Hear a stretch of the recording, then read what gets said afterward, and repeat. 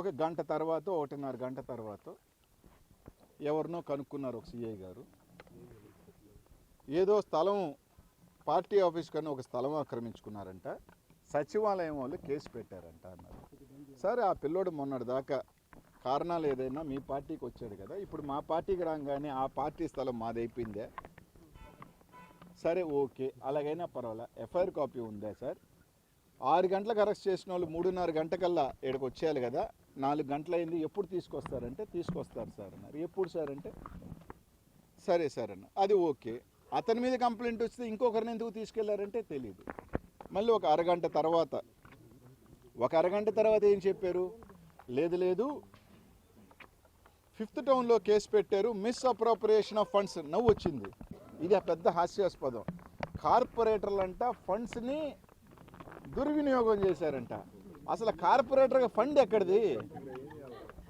Corporator అనే వాళ్ళు check power ఉండదు, పెన్ పవర్ ఉండదు, కార్పొరేటర్కి ఫండ్స్ దుర్వినియోగం చేసే అవకాశం రైట్ ఎక్కడా ఉండదు. సరే వాళ్ళు ఇక్కడ దుర్వినియోగం చేస్తే 5th టౌన్లో కంప్లైంట్ ఏందో అర్థం కాల. సరే ఆర్సీఐ గారికి ఫోన్ చేస్తే సార్ మా దగ్గర కంప్లైంట్ లేదు అన్నారు. మళ్ళీ 5 నిమిషాలు ఏం సార్ 5th టౌన్లో లేదంటే, సరే వాళ్ళు పాపం పొరపాటు ఏం చేశారంటే 3 టౌన్ సిఐ 6 టౌన్ సిఐ ఇక్కడే ఉన్నారు కాబట్టి ఆ పోలీస్ స్టేషన్ చెప్పలేకపోయారు. ఇంకా మిగిలింది ఒకే పోలీస్ స్టేషన్, 4 టౌన్ పోలీస్ స్టేషన్లో సార్ అన్నారు. 4 టౌన్ సిఐ గారికి ఫోన్ చేస్తే కంప్లైంట్ చేయలేదు. లేదు సరే చెప్పలా 12 అయిపోయింది, ఇదిగో ఎఫ్ఐఆర్ అన్నారు. ఇప్పుడు లాస్ట్కి పెద్దల డిఎస్పీ గారు వచ్చి మేము రేపు పోలీస్ స్టేషన్ మేము కోర్టులో ప్రొడ్యూస్ చేస్తూ ఉన్నారు. సార్ వాళ్ళు కార్పొరేటర్లు ఎమ్మెల్యే స్థాయిన ప్రజాప్రతినిధులు కాకపోవచ్చు, కానీ ప్రజలు ఎన్నుకున్న కార్పొరేటర్లే. కనీసం ఏం కేసు పెట్టారో కూడా కనీసం వాళ్ళ కుటుంబ సభ్యులకు చెప్పాలి కదా. అంటే ఆ కేసు చెప్పే పరిస్థితి కూడా లేదు. ఎందుకు లేదు అంటే, మీరు తీసుకెళ్ళిన కార్పొరేటర్ని మళ్ళీ ఒప్పించి భయపించి గంజాయి కేసు పెడతాను, నీ భార్య మీద గంజాయి కేసు పెడతాను, మళ్ళీ కండు కప్పేస్తే నో కేసు, నో ఎఫ్ఐఆర్. ఒప్పుకుంటే నో ఎఫ్ఐఆర్, ఒప్పుకోకపోతే కేసు. అందుకే ఏం ఎఫ్ఐఆర్ ఉందో ఇప్పటికీ క్లారిటీ లేదు వాళ్ళకి. 6 అయింది 12 అయింది. సరే నేను చెప్పా సార్ ఆ ఎస్ఐ గారు వాళ్ళు హైదరాబాద్లో ఉన్నారు, హైదరాబాద్కి తీసుకెళ్లారు వాళ్ళని, పాపం ఇక్కడ లేరు అని. సరే మనకు కూడా ఆధారాలు లేవు కాబట్టి వేగ్గా చెప్పలేము, కానీ మనకున్న సోర్సెస్ కావచ్చు చెప్పినాం, దానికి పట్టుమని ఇది లేదు. ఎంత నవ్వేస్తుందంటే, అధికారంలో మీరుండి పవర్ మీరుండి మేమంటే దౌర్జన్యం చేస్తున్నామంట, మేము లాక్కి వెళ్తున్నామంట. మా పార్టీలో కార్పొరేటర్లు ఆడ తీసుకెళ్ళి మేము కార్పొరేటర్లతో మా కార్పొరేటర్తో మాట్లాడకూడదా? మీకు నిజంగా నారాయణ గారిని అడుగుతా ఉన్నా, అరే నాయన మీకు మోజుంటే బంగారంగా డిజాల్వ్ చేయండి, మీ చేతుల్లో ఉంది, ఎన్నికలు పోండి, గెలుచుకోండి. ఇది ఎక్కడ ఇది అని ఎవరో కార్పొరేటర్ గెలిచి జగన్మోహన్ రెడ్డి దగ్గర చేరితే ఏమొస్తుంది? మాకైతే ఏం రాదు. అధికారం మీరులో ఉన్నారు, మేయర్ కాదు, పార్టీ మేయరేం కాదు. మా దగ్గర ఇంకొక 5 మంది వచ్చినా కూడా మాకేమీ లాభం లేదు. కానీ మా పార్టీ బలోపేతానికి మా దగ్గర గెలిచిన వాళ్ళు మా దగ్గరికి వస్తున్నారు, మేము మాట్లాడి చేర్చుకుంటున్నాం. మీ దగ్గరకు వచ్చినప్పుడు 3.5 సంవత్సరం ఉన్నప్పుడు ఏం లోపం మీ దగ్గర ఉంది?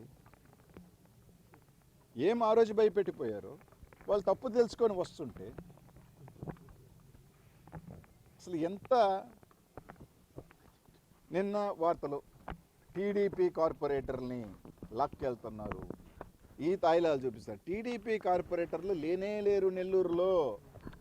ఎవరైనా చెప్పండి, ఒక్క టీడీపీ కార్పొరేటర్ అయినా నెల్లూరు నగర ప్రజలను అడుగుతున్నా. అసలు నిజంగా ఎక్కడ బాధేస్తుందంటే, నిన్న చంద్రబాబు నాయుడు గారు ఒక మాట అన్నారు, నెల్లూరు మీద చాలా ప్రేమతో ఆయన వలకబోస్తూ, పెద్దలు చంద్రబాబు నాయుడు గారు ముఖ్యమంత్రి గారు ఒక నెల్లూరు ఏమైపోతూ ఉందో, నెల్లూరు ఎట్లాంటి నెల్లూరు, గంజాయి వనం అయిపోతూ ఉంది, మర్డర్లు జరుగుతూ ఉన్నాయి, మహిళా డాన్లు ఉన్నాయి, ప్రశాంతంగా అన్నారు. చెప్పి 3 రోజులు కాల, ఆయన చెప్పి 3 రోజులు కాల కార్పొరేటర్లు పార్టీ మారితే లాక్కి వెళ్ళే పనిలో ఉన్నారంటే ఇదే నెల్లూరు అయిపోతాం స్వామి. మీ పార్టీ వాళ్ళు చేస్తున్నదా ఇది? చంద్రబాబు నాయుడు చేస్తున్న ప్రశాంతత ఇదేనా? చంద్రబాబు నాయుడు గారు చెప్తున్న రౌడీజం చూపించి బెదిరిస్తున్నది ఇదేనా? నారాయణ గారు ఒక ఎడ్యుకేషన్కి సంబంధించిన ఆయన ఇదేనా బోధిస్తున్నాడు ఆయన పిల్లలకి? ఊళ్ళోళ్ళ దగ్గరికి గెలిస్తే తీసుకొచ్చి మన బుట్టలు వేసుకోండి అని ఇదేనా బోధిస్తున్నాడు?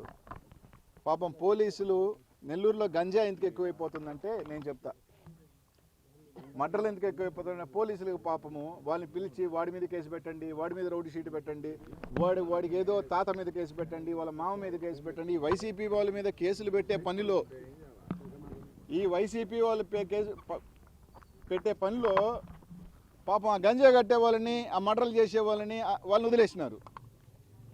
వాళ్ళు పని వాళ్ళు చేసుకుంటున్నారు. ఎందుకంటే వాళ్ళు కూడా వీళ్ళంతా వైసీపీ వాళ్ళు, వైసీపీ క్యాడర్ని, వైసీపీ నాయకుల్ని వాళ్ళకి ఏ శిక్ష పెట్టాలా, వాళ్ళకి ఏ రౌడీ షీట్లు పెట్టాలా, వాళ్ళ మీద ఏ పీడీ యాక్ట్లు పెట్టాలా, ఈ పనిలో ఉన్నారు. అసలు ఇంకో పెద్ద జోక్ అబ్బా, ఎవరైనా ఎఫ్ఐఆర్ ఇస్తే నెల్లూరు పోలీసులో నిజంగా చాలా గొప్పగా పనిచేశారనిపించింది నాకు. గంట లోపలే తాడేపల్లిలో ఉన్నాడు రా ఇతను, పోయి పట్టుకోరా అంటే ఇప్పుడు ఎవరన్నా మీరు ఒక కాగితం ఇచ్చారనుకో, కేసు ఇచ్చారనుకో, వాడు చెన్నైలో ఉన్నా సరే ఇవన్నీ వదిలేసి చెన్నై పోయి తీసుకొచ్చేస్తారన్నమాట. అట్టా ఇక్కడ గంటలో ఇచ్చారు, తాడేపల్లికి వచ్చారు, అతను పట్టుకోరాను. ఆ తాడేపల్లి నుంచి ఏ బండిలో వస్తున్నారో తెలియట్లా నెల్లూరుకి 8 గంటలు అవుతా ఉంది. బండి పంచర్ అయిందా, పెట్రోల్ అయిపోయిందా, డీజిల్ అయిపోయిందా, అది తెలియట్లా. అదేనా చెప్దామంటే సీఏ గారు పాపం తీసుకెళ్ళిన సిఐ గారికి ఈ సిఐలు ఫోన్లు ఎత్తట్లా ఆయన, అది ఎందుకు అర్థం కావట్లా. ఒకటైతే క్లియర్గా చెప్తున్నాం, మీరు నైతికంగా సగర్వంగా చెప్తా ఉన్నా, ధైర్యంగా చెప్తా ఉన్నాను, జగన్మోహన్ రెడ్డి పార్టీ అంటే, వైఎస్ఆర్ కాంగ్రెస్ పార్టీ నాయకులు అంటే ఏంటా అనేది నెల్లూరులో ఈరోజు తెలుగుదేశం పార్టీ నాయకులందరికీ, నెల్లూరు ప్రజలకి చెప్తా ఉన్నా. ధైర్యం అంటే గెలుపు కాదు, అక్కడ 8 నెలలు ఉంది, అది మాకున్నా ఒకటే లేకపోయినా ఒకటే, మా మేరే కాదు, దానివల్ల మాకు ఒరగదు. కానీ అధికారం మీది, పోలీస్ వ్యవస్థ మీ చేతుల్లో ఉంది, బలం మీ చేతుల్లో ఉంది, డబ్బు మీ చేతుల్లో ఉంది, మా దగ్గర నుంచి తీసుకున్న సంఖ్య మీ చేతుల్లో ఉంది, 8 మంది చేతుల్లో ఉంది. అయినా మా 11 మంది నెల్లూరు నగరంలో ఉన్నారు, అయినా మీ వాళ్ళందరిని తీసుకొని గోవా పారిపోవాలని క్యాంప్ పెట్టారు చూసారా, అక్కడే వైఎస్సీపీ గెలిచింది.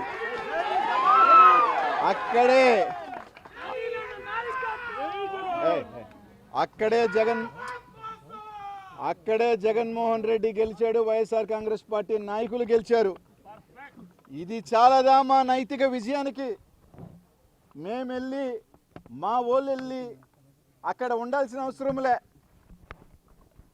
మమ్మల్ని చూసి మీరే చెప్తున్నారు మాకు బలం లేదని, మీరే చెప్తున్నారు మాకు ఏమీ లేదని. కానీ ఏమీ లేని వాళ్ళని చూసి హుటాహుటిన క్యాంపులకు పరిగెత్తి పోలీసులు గంజాయిని వదిలేసి కార్పొరేటర్ డెలివరీ చేసే పనిలో ఉన్నారు అంటే రోజునే నేను తప్పనట్లా. దయచేసి పోలీసుల్ని నన్ను క్షమించమని అడుగుతున్నా, ఒకవేళ మీకు పొరపాటు అంటే. కానీ బాధేస్తుంది సార్, బాధేస్తుంది. దాని మీద నా మీద కేసు పెట్టచ్చు, రేపు మళ్ళీ అనిల్ కుమార్ యాదవ్ ఇన్ని రోజులు వదిలేసామని చెప్పి నన్ను వెంటాడొచ్చు. ఏమి ఇబ్బంది లేదు, ఏమి ఇబ్బంది లేదు. చాలా రోజులైంది పోలీస్ స్టేషన్ దగ్గరికి మళ్ళీ ఇలా ధర్నాలకు వచ్చేదానికి.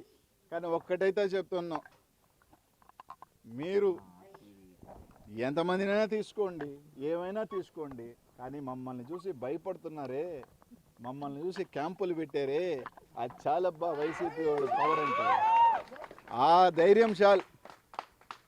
ప్రతిపక్షంలో ఉన్న సంఖ్య తక్కువ ఉన్నా, మాకు సంఖ్య ఎక్కువ ఉండి మీరు తీసుకెళ్తుంటే అర్థం ఉంది. మాకు 12, మీరు 41 అన్నారు. మళ్ళీ ఎమ్మెల్యేలు ఎంపీలు ఓట్లు మీకే ఉన్నాయి, మాకు లేవు. అయినా హుటాహుటని ఈరోజు 6:30కి పాండిచేరి, 13 నుంచి గోవా. ఇది మీ పరిస్థితి. ఖచ్చితంగా వైఎస్ఆర్ కాంగ్రెస్ పార్టీ కార్యకర్తలకి వైసీపీ అండగా ఉంటుంది. కార్పొరేటర్లకు కూడా ఒకటే చెప్తా ఉన్నాం, మాతో వచ్చే వాళ్ళకి, మాతో ఉండే వాళ్ళకి, రేపు ఒకవేళ రావాలనుకున్న వాళ్ళకి అందరికీ ఒకటే చెప్తా ఉన్నాం, ఈరోజు మాతో నడిచే ప్రతి ఒక్క సోదరుడికి కూడా చెప్తా ఉన్నాం. అది నేనవచ్చు, నెల్లూరు సిటీ ఇన్ఛార్జ్ అయిన చంద్రశేఖర్ రెడ్డి గారు కావచ్చు, నెల్లూరు రూరల్లో ఉన్న విజయకుమార్ రెడ్డి కావచ్చు, నెల్లూరు జిల్లాలో ఉన్న ప్రతి ఇన్ఛార్జి కావచ్చు, ఇది జగన్మోహన్ రెడ్డి గారి మాటగా చెప్తా ఉన్నాం. ఈరోజు మా కోసం కేసు పెట్టించుకుంటున్నారు, ఈరోజు మా కష్టాల్లో మేము కేసులు పెడితే మాతో నడుస్తూ ఉన్నారు, ఈరోజు మా కోసం జైలుకి వెళ్ళేదానికి కూడా సిద్ధపడి ఉన్నారు, జైలుకి వెళ్ళి కూడా ఉన్నారు, రౌడీ షీట్లు పెట్టి కూడా ఉన్నారు.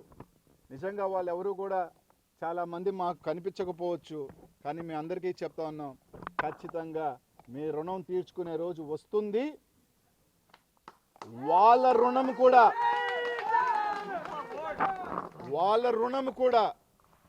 ఎవరు రుణమో అర్థమై ఉండాల, మనకి ఇచ్చిన వాళ్ళ రుణం కూడా తిరిగి ఇచ్చే రోజు కూడా వస్తుంది.